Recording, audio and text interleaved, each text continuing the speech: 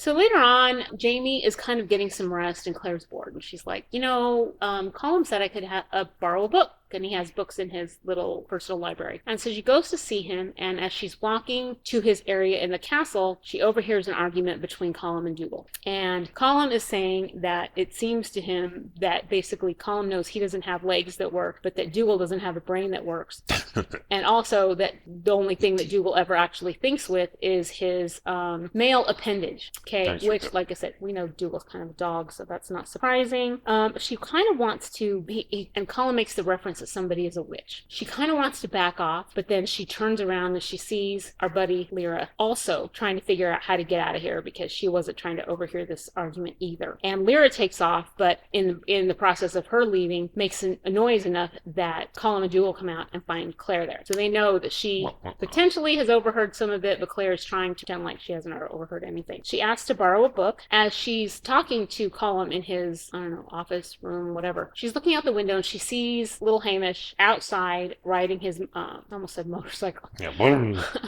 Riding his horse, and he gets thrown. Yep. And she goes, and then, of course, then Colin's worried. He's scared, and he's, that's his son, sure, theoretically. And this is where Claire is dumb. Well, it's his son. That's how they do it. Right, but this is where Claire's dumb. So she looks at Colin and she goes, "Oh, you care for him just as much as you would if he was your only son, if he was actually your son." Oh, yeah. How stupid are you? Well, even if you know. Claire. Do you really say that? Claire. How dumb are you? I Claire. mean, really? Oh my God.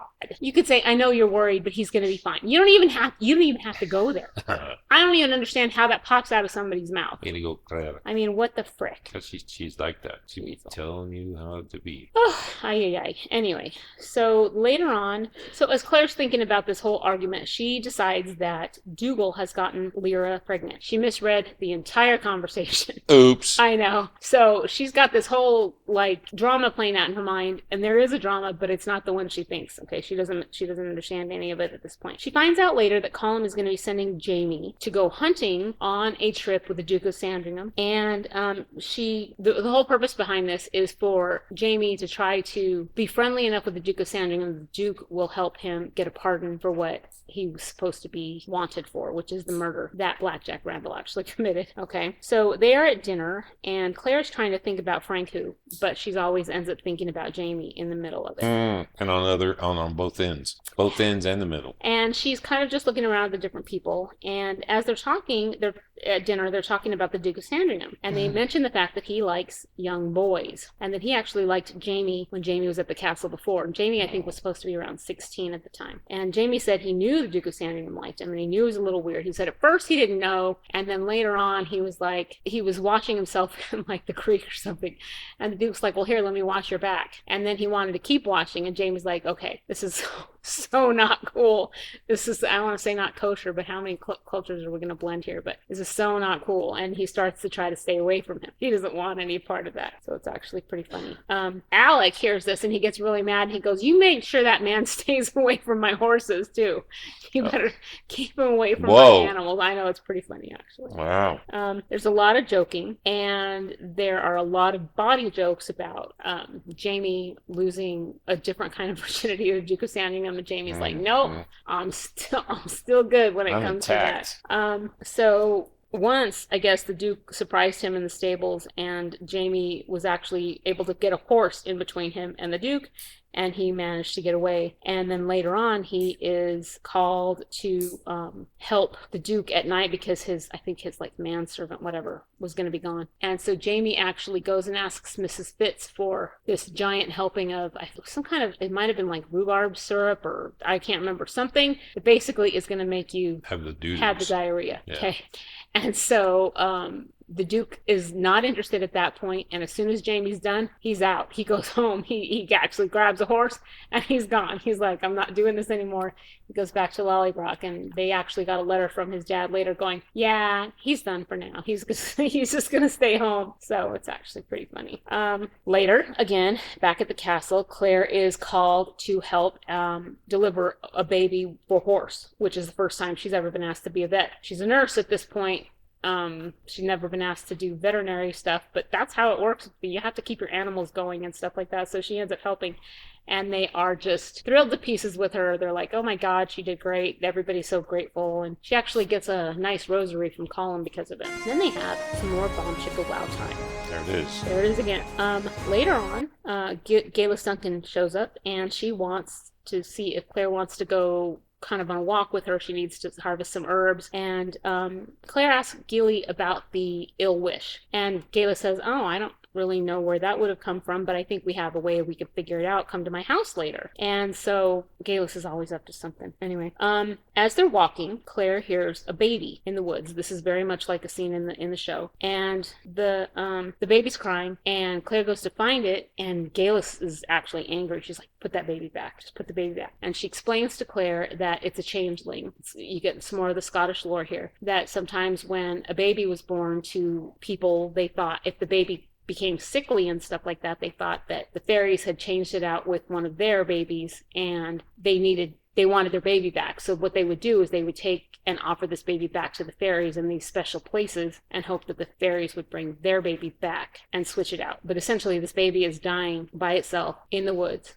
I'm guessing 100% no baby ever got I'm guessing that's exactly out. True. Correct. Yeah. Exactly. But it's important. This is important because Right. It plays into part of the plot line later. So that's why this is a big deal. Claire's just angry, and she really wants to get this baby back because she's, the baby's dying again. Later on, she goes back to get the baby. Jamie actually stops her, and he tells her, the baby's already died. I checked it first. So there's no point you going anywhere further. It's gone, let it go. And she kind of talks to Jamie a little bit about the superstition behind it. And he goes, no, do I really believe this? No. He goes, I was educated. My parents sent me to France, and I, have had like a real education. But he goes, a lot of these people are born and die within a mile of where Correct. They live their whole life. He goes, they're told these superstitions and they believe them. He goes, so you're not going to talk them out of it, and it's dangerous if you try. Correct. Sometimes. So he might, but it's also important to say he might be less superstitious, but he's still superstitious in his own way. They go back to the castle, and it's all lit up because the Duke of Sandringham has arrived, and all of the young boys are kind of weary because and look, we should make fun of it that it's not really funny when this predator is coming. I'm sure they're not finding it funny, but the way they play it off, even in the show, like Jamie gives that little sly look when he talks about him, like he's like, oh yeah, you gotta watch out for that guy. Yeah. You gotta watch and out basically they're warning the kids also. But it isn't funny because he is doing gross stuff to children, to young boys. So it is true. He's a little touchy with Jamie, like he puts his hand on his thigh and stuff like that, and kind of winks at Claire, because people kind of know how he is, but again, Claire's not a good judge of people, because she kind of likes the Duke. Well, he's charming. He is. And he has to be in the position that he's in. That's correct. But he also likes to throw around his power, and that's one of the things, like kind of what he was doing there, was kind of showing Claire, is like, what are you gonna do? You might have him now, but, what are you gonna do? What? Right. So Claire ends up going to see Galus Duncan, and the husband still looks really bad. And Claire wants her to join her in the attic because they're going to talk about who sent her the ill wish. And she goes in, she sees books. This is really important, and I actually just caught it this time. She's looking at all these books, and she sees something that's made of some kind of skin, and it's a book, and it says the Grimoire of the Comte Saint-Germain, and I can't say that to save my life, so I'm just going to say it like an English person, like an American. Count Saint-Germain, okay? Yeah. It's a grimoire of the Count Saint-Germain. He is going to become important later. He is going to be important throughout the books, so that's a plot point for later. Kind of a big deal. But Gayla says she's a white witch. She's a good witch. Awesome. We'll see how that plays out. She also does a little bit more of the risque talk. So then she starts a weird process with Claire. She's got some weird herbs brewing, and she's talking to Claire. And really, it sounds like almost a hypnosis that she's putting her under. And Claire's smelling different things like lavender. Lavender plays into a lot of their stuff. But also she thinks even maybe opium, okay? And Galus is starting to ask her questions like, who are you really? Where are you coming from? And it's stuff that Claire knows somehow that she doesn't really want to answer, but her brain is a little bit fuddled. And she gave her that truth incense. She was burning some stuff anyway. So but the husband comes in right at the perfect time, and he goes, hey, we're gonna have to go. The Duke of Sandringham's dinner's tonight, and it interrupts their little talk. And Claire's actually laying there for a little while because it's just it threw her, like, physically. It fogged her brain and all that stuff. Jamie's there. She got roofied. She did get roofied, actually, right. So Gillis is supposed to be getting ready to go, and the husband's getting a little perturbed because he's like, dude, we're going to be late. So he goes up to check on Gillis, who's getting dressed in her closet or whatever, and he comes out looking visibly upset. And Claire doesn't really understand it. He doesn't really say anything, but he's not happy. And she goes to help Gillis, and they end up going to dinner, and everything seems to be fine, but husband's still not happy. Okay. So later on, they're having this big dinner with the people in the castle and the Duke of Sandringham because he's an important visitor. And everyone's sort of happy with her help on the horse. They're toasting her, all of that stuff. And all of a sudden, Arthur, Galis's husband, collapses. Galis is trying to help him. Claire is really trying to help. She actually tries to give him mouth to mouth, even though later on she says her lips feel sort of tingly. She's got a weird smell there. And he's dead. Like, he's super dead. Okay. And the father is there, the priest is there, and he's sort of giving them an evil look, but he doesn't like women. Okay, so it's a thing for him. He always basically thinks the women are evil.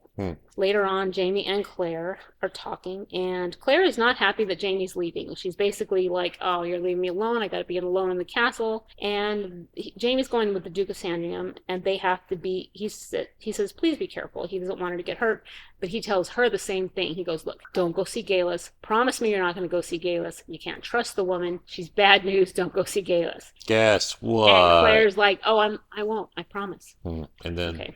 So, yeah. You gotta wonder, and he has weird dreams about Claire the night before he leaves. He goes, I was dreaming you were lost. I couldn't find you. It's almost like sometimes you gotta wonder if there's a little bit of like, he's really intuitive. Maybe I'll say it that way. Okay. Well, they saw him. Well, yeah, supposedly they saw him or images of him. Yeah, remember, that's true. Frank That's saw true. him. Frank So there's saw him. some kind of something. Because even though like it's supposed to be time travel, you got the fantasy, but there's some like spiritual stuff in there that they do put in there. Well, yeah. So anyway. It could still be part of the time travel because certain times they say the veil things is are thinner. Right, exactly. And it is always on like Beltane, Samhain, all that. Anyway, special times, yeah. So Jamie leaves, and Claire's moping. And Lyra finds Claire, and she tells Claire, hey, Gillis Duncan just called you. And Jamie's been gone a couple weeks by now. Gillis Duncan just sent for you. She said it's urgent. You need to come to her house. And Claire had promised Jamie she wouldn't go, but then she goes anyway. Because she promised Jamie that she's going to break her promise. She did break it. And she did go. And then she's bored. She really doesn't tired of being there. And I don't know, the young girls don't talk to her, etc. Anyway, so she gets there and she finds Gillis drunk, and the house is deserted. None of the servants are there. Gillis is at this house by herself, and she's basically wallowing in whatever. Her husband's dead and blah, blah, blah. Well, all of a sudden, when she's talking to Gillis, there's a bunch of people outside, and there's a mob coming to Gillis's house, and that is pretty much how the chapter ends. Wah, wah, wah. Much will happen in the next chapter as well. Oh, yeah. Please check out. Bring your appetites. There might be barbecue. Right. It might be a really good barbecue.